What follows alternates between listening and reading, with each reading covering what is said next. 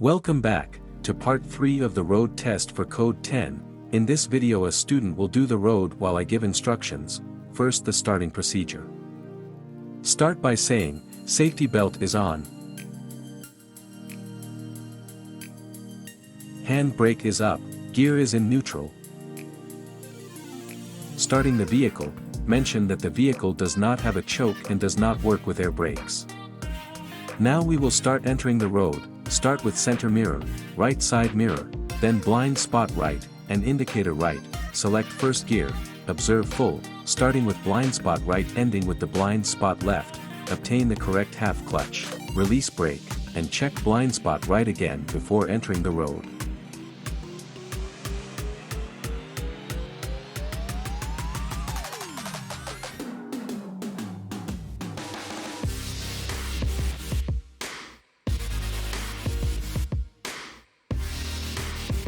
Remember, when doing the road, you must use the push and pull technique. After you have done your checks, and you are approaching a stop, you must check all mirrors, press foot brake gently, then clutch fully, then foot brake again. You must stop before the line, then hand brake up, and select first gear. Observe 360, before moving off, you must make sure it is safe, and that there is no pedestrians crossing the road. If there is pedestrians crossing, you must give right of way to them.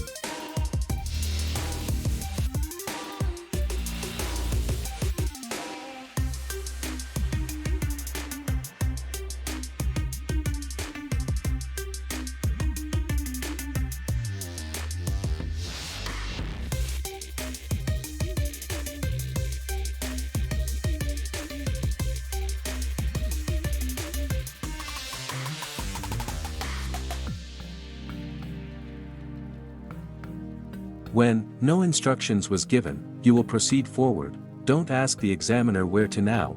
The examiner will give the instructions in advance to turn right or left in front.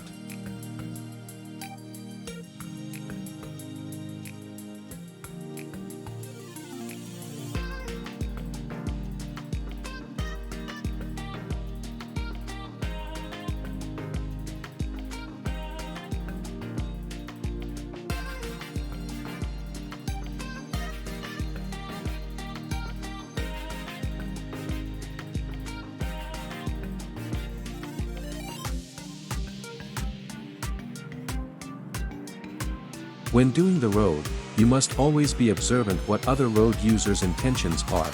When you see a vehicle is moving off, slow down, and give right of way to the vehicle, even though the vehicle had to wait for you. When doing the test, you must remember that other vehicles will take the advantage to move because you are driving slower than the rest of the traffic and that they see you are a student driver. In this case, when a car is doing a turn in the road, you will stop, pull up handbrake, select first gear, observe 360, obtain the correct half clutch and proceed when it is safe. When you are in a dual road, and you are in the right side lane, you must remember that the stop line is much more closer than the left side lanes. The reason for this is so that trucks that want to turn will have enough space to turn. You must stop before the first line.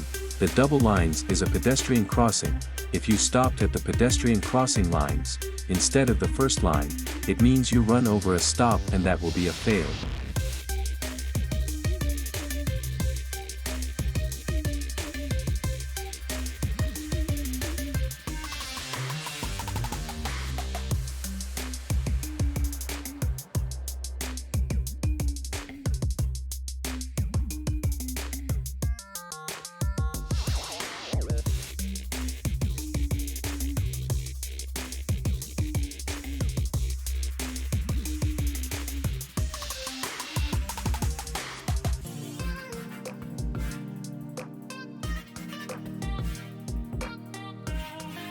When instructed to turn left ahead, an examiner asks that you must do the hand signal of left also.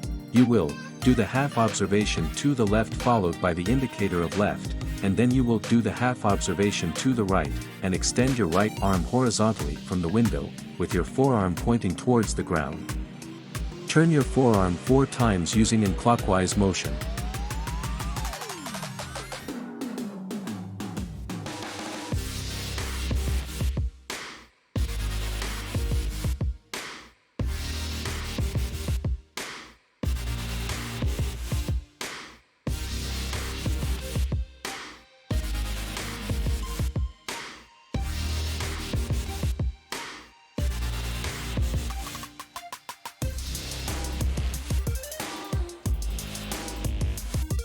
When you do the road test, it's important to always make sure it is safe before you move off. You must also remember that even if you have stopped first at a four-way stop, the other traffic will jump ahead of you because they see you are busy observing. Make rather sure it is safe before you proceed, even if it cost you a point or two for waiting too long. Like I say, rather be safe than sorry. Because if you move off while a vehicle also moves off, you will fail for that.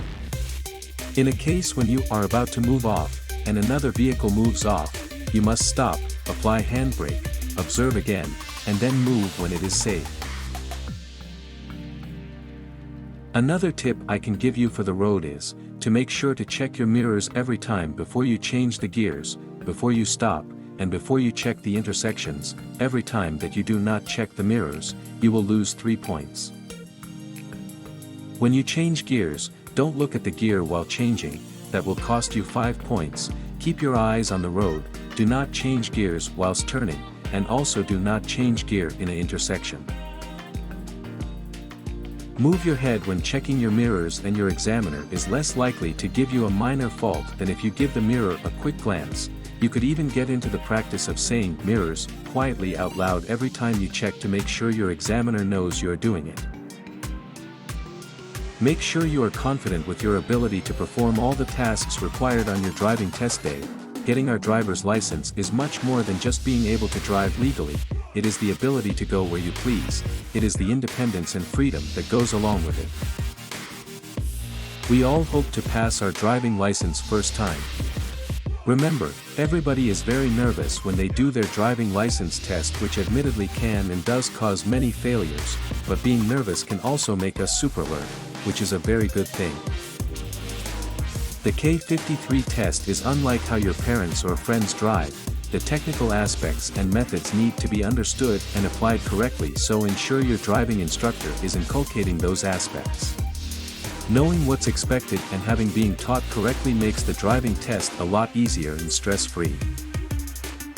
Everyone's capability to grasp driving varies, so take your time in learning and applying the correct habits and technical aspects, not just to pass the driving test, but to be a safe and confident driver in any traffic condition or scenario.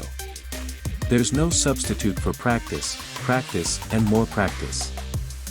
I hope this will help you on your driving test, and I wish the best of luck to you on your test. Remember, on the day of the test, you are the instructor showing the examiner how everything is working. Believe in yourself and say, today is the day I will get my license. Thank you for watching. Until next time.